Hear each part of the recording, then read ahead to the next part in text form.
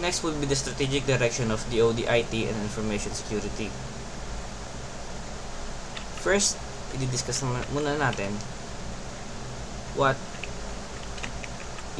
is the cybersecurity enhancement. Defense enterprise prioritize cybersecurity and modernization to protect critical systems and data. Cyber defense and national cybersecurity authorities identify and respond to cyber threats, while service branches securities for their specific needs. Research agencies develop cutting-edge tools to stay ahead of threats. Meanwhile, digital modernization update outdated systems. Procurement and logistics teams acquire the latest hardware and support, while private sector partners provide state-of-the-art solutions to keep defense operations technologically advanced. Next is the Zero Trust architecture and cyber workforce development. Zero Trust architecture is now essential in cyber and defense security.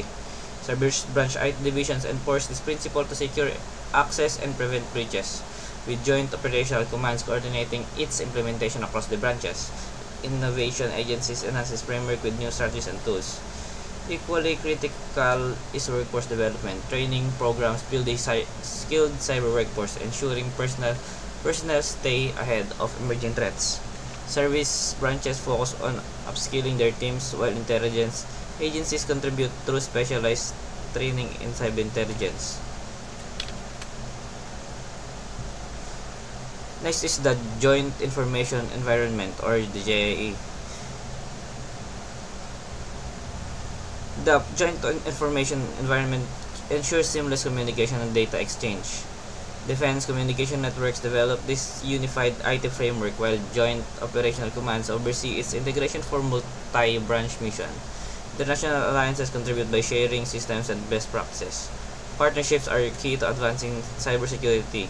The private sector collaborates with defense agencies to deliver innovation solutions, while international allies share intelligence and resources. Together, these efforts enhance global cybersecurity capabilities and ensure strong, interoperable systems.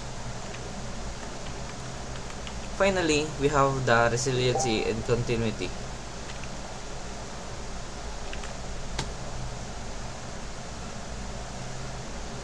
Resilience is paramount. Defense and cybersecurity divisions enforces policies to maintain system integrity during disruptions.